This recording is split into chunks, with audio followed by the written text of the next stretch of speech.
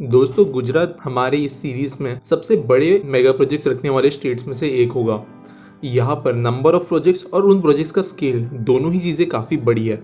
इसके कारण सारे के सारे प्रोजेक्ट्स मैं इस वीडियो में कवर नहीं कर पाऊंगा, तो मैं ट्राई करूंगा कि मैं सिर्फ वो प्रोजेक्ट्स कवर करूं जो इंटरेस्टिंग भी है और साथ साथ बड़े भी है। और एंड में मैं आपको सारे प्रोजेक्ट्स जितनी इन्फॉर्मेशन मुझे मिल पाई है उनकी एक पूरी लिस्ट आपके सामने प्रेजेंट कर दूंगा। तो चलिए शुरू करते हैं।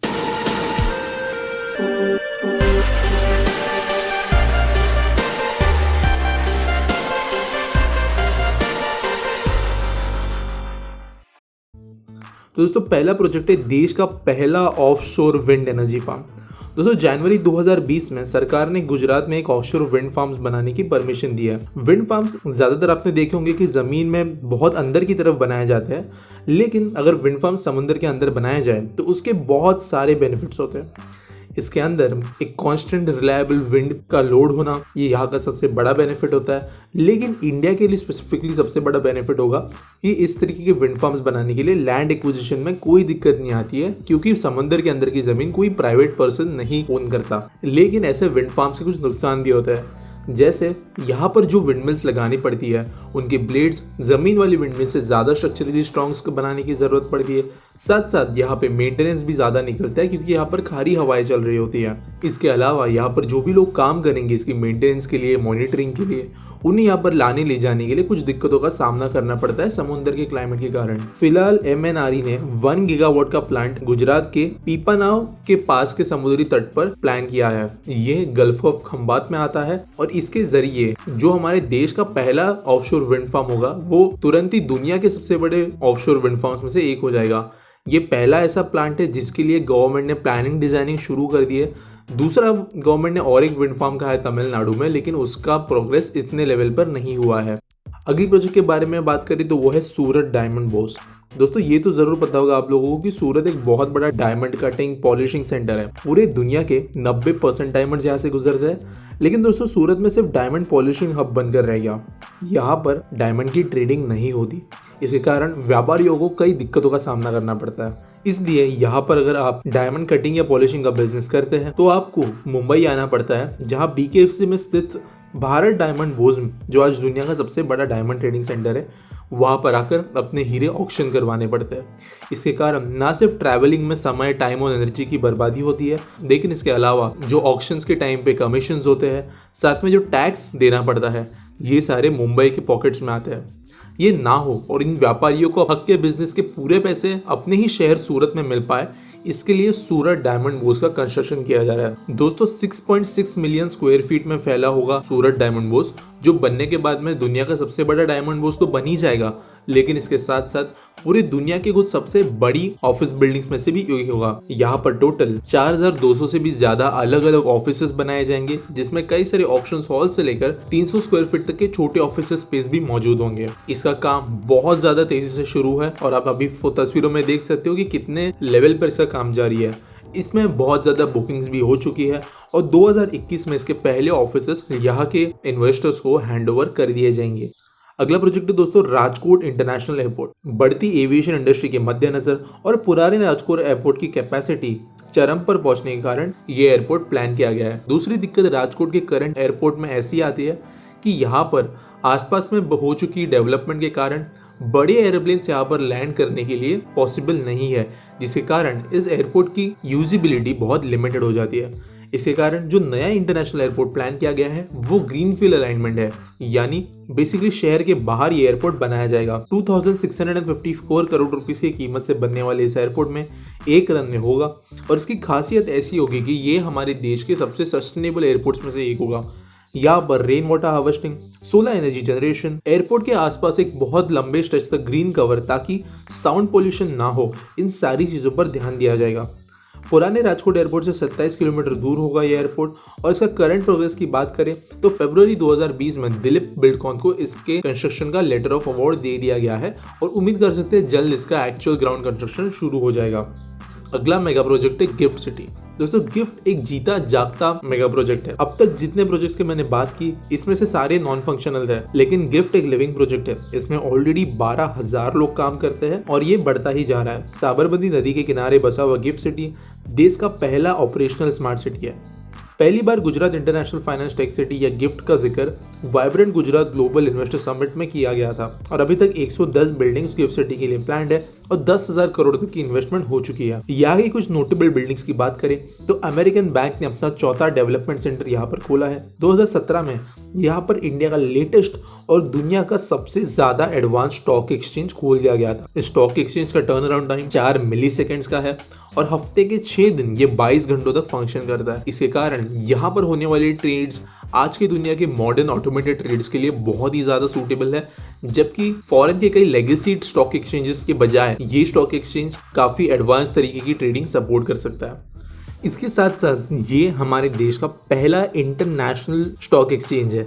इसके कारण फॉरेन में रजिस्टर्ड कंपनीज भी अपने आप को यहाँ पर लिस्ट कर सकती है और दुनिया भर के लोग उस कंपनी में इंडिया के जरिए इन्वेस्ट कर सकते हैं। ये जो स्टॉक एक्सचेंज है वो बॉम्बे की BSE का ही एक सब्सिडरी है और यही इन्हें ओन करती है, लेकिन गुजरात में होने के कारण यहाँ के लोगों को इसका बहुत बेनिफिट हो सकता है अगर ये स्टॉक एक्सचेंज सक्सेसफुल होता है। यहाँ की कनेक्टिविटी के लिए walk to work culture concept को इस्तेमाल किया गया है। इसी कारण ज़्यादातर लोग अपने ऑफिस के आसपास ही रहते हैं, लेकिन इसके अलावा भी BRTS, MRTS और इलेक्ट्रिक मोबिलिटी का यहाँ पर इस्तेमाल किया जाता है। सारे के सारे यहाँ पर जो electric supply, water supply, gas, data, ये सारे कनेक्शंस अंडरग्राउंड बनाए गए हैं और यूटिलिटीज को जमीन के नीचे लोगों की नजर से दूर रखा गया है। इसके कारण इस सिटी को ऊपर की तरफ से बहुत अच्छा लुक आता है। 2024 तक अहमदाबाद मेट्रो के साथ में इस सिटी को जोड़ दिया जाएगा और इसकी कनेक्टिविटी मेनलैंड करंट सिटीज से भी और बेहतर बन जाएगी। अगला प्रोजेक्ट है साबरमती रिवरफ्रंट प्रोजेक्ट। दोस्तों, साबरमती रिवरफ्रंट प्रोजेक्ट एक पूरे देश में एक ऑलरेडी रोल मॉडल प्रोजेक्ट बन चुका है। बहुत ज़्यादा सक्सेसफुल होने के बाद में इस प्रोजेक्ट को कई सारे अवार्ड्स भी मिले, कई बड़े बड़े फेस्टिवल्स नेशनल और इंटरनेशनल यहाँ पर होस्ट भी किए गए और अभी इस प्रोजेक्ट को सरकार और एक्सटेंड करना चाहती है। साबरमती रिवर के नॉर्थ साइड में और 5.4 किलोमीटर तक का area as a river front develop किया जाएगा। यहाँ पर cycling path, jogging path, amphitheatre जैसी फैसिलिटी तो होंगी, साथ साथ गार्डन्स, रिलैक्सेशन जोन्स, ये चीज़ें भी डेवलप की जाएगी। यहाँ पे एक बहुत बड़ा चेंज इस नए वाले प्रोजेक्ट में ऐसा है कि 5.4 किलोमीटर की स्ट्रेच में कई सारी जगहों पर ज़मीनें रिक्लेम की जाएगी और यहाँ पर 180 हाई राइज कमर्शियल और रेसिडेंशियल बिल्डिंग्स का निर्माण किया जाएगा। हाई राइज बिल्डिंग यानी यहाँ पर जो बिल्डिंग्स बनेंगी वो एटलीस्ट 15 फ्लोर की होंगी। इस 5.4 किलोमीटर के स्ट्रेच के लिए 850 करोड़ रुपीस सैंक्शन हो चुके हैं और इसके अलावा एक बहुत बड़ा foot over bridge Sabarmati river के ऊपर बनाया जा रहा है। ये पहला पेडेस्ट्रियन ब्रिज होगा जो इस नदी के ऊपर होगा और 300 मीटर लंबे इस ब्रिज में कई सारी पब्लिक यूटिलिटीज के साथ में बहुत ही ज्यादा आर्टिस्टिक तरीके से ये ब्रिज बनाया जा रहा है। इस ब्रिज की कॉस्ट 74 करोड़ रुपीस है और इसका कंस्ट्रक्शन बहुत तेजी से ऑलरेडी चल रहा है। अगला है ढोलेरा SIR। दोस्तों, ढोलेरा स्मार्ट सिटी या ढोलेरा स्पेशल इन्वेस्टमेंट रीजन एक प्रपोज्ड इंडस्ट्रियल हब है।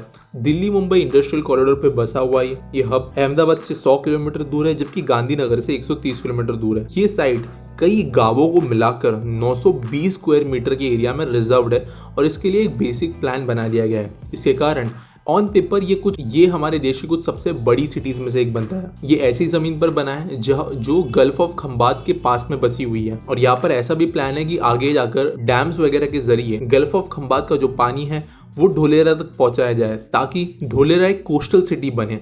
लेकिन ये बहुत ही ज्यादा एनवायरमेंटली रिस्की प्रोजेक्ट है और ये अभी फिलहाल सिर्फ बहुत बेसिक प्लानिंग फेज में है। करंट सिचुएशन की बात करें तो ढोलेरा में गिफ्ट सिटी जितने लैंडमार्क प्रोजेक्ट अब तक फंक्शनल नहीं है, लेकिन फिर भी कई सारी चीजें यहाँ पर बनाई जा रही है। लैंड अलॉटमेंट्स की चीजें हो रही है। यहाँ का प्लान ऐसा है कि अगले 30 साल में टोटल 8,26,000 जॉब्स यहाँ पर क्रिएट हो। इसके अलावा high tech industries, pharmaceuticals, biotechnology, heavy engineering, automobile, general manufacturing, industrial employment, higher education, इस जैसी अलग अलग इंडस्ट्रीज में डील करने वाली कंपनीज अपने प्लांट्स और अपने इंस्टीट्यूट्स यहाँ पर सेटअप करें। इसके कारण गुजरात में आने वाली इन्वेस्टमेंट्स को एक और अट्रैक्टिव जगह मिल जाएगी। तो दोस्तों, ये मैंने कुछ मेगा प्रोजेक्ट्स मेंशन किए जिनके बारे में मैंने आपको एटलीस्ट थोड़ा बहुत डिटेल में बताया, लेकिन इसके अलावा भी कई मेगा प्रोजेक्ट्स ऐसे हैं जो गुजरात में प्लान्ड है।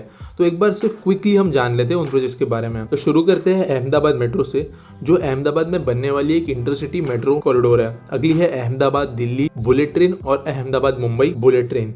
ये 2 बुलेट ट्रेन कॉरिडोर्स गुजरात में से पास होंगे। अगला है वर्ल्ड्स लार्जेस्ट टॉय म्यूजियम, दुनिया का सबसे बड़ा खिलौने का म्यूजियम। उसके बाद में है नेशनल मैरीटाइम हेरिटेज म्यूजियम जो लोहताल में बनेगी। Mandal Becharaji special investment region, petroleum chemicals and petrochemicals investment region, solar parks, Sabarmati railway station for bullet train, Surat और गांधीनगर रेलवे स्टेशन का रीडेवलपमेंट, स्टैच्यू ऑफ यूनिटी के पास में कई सारे और सब्सिडरी प्रोजेक्ट्स बनाए जा रहे हैं, मोटेरा स्टेडियम दुनिया का सबसे बड़ा क्रिकेट स्टेडियम, 431 फीट ऊंचा मंदिर जो जसपुर में बनाया जा रहा है अहमदाबाद में, ड्रीम सिटी सूरत, कई सारे नए पोर्ट्स जो भावनगर के पास बनाए जा रहे हैं, Kutch hybrid energy park, Ahmedabad Dholera expressway, कई सारे नए बस टर्मिनल बनाए जा रहे हैं जिस तरीके के राजकोट में बनाए गए थे। दोस्तों कुल मिलाकर बात करें तो गुजरात में कई सारे बड़े प्रोजेक्ट्स ऐसे बन रहे हैं जो ना सिर्फ इंडिया लेवल पे लेकिन इंटरनेशनल लेवल पे हम मेगा प्रोजेक्ट्स बुला सकते हैं। और उम्मीद करता है कि गुजरात ने पिछले दशकों में जिस तरीके की स्पीड दिखाई है अपने डेवलपमेंट में उससे भी ज़्यादा स्पीड दिखाते हुए ये आगे और बढ़ेगा और यहाँ के ये सारे प्रोजेक्ट्स अब तक जैसे सक्सेसफुल रहे हैं वैसे आने वाले प्रोजेक्ट्स भी बहुत हद तक सक्सेसफुल रहेंगे। दोस्तों वीडियो पसंद आया तो लाइक करना, शेयर करना, सब्सक्राइब करना और मिलेंगे अगले वीडियो में।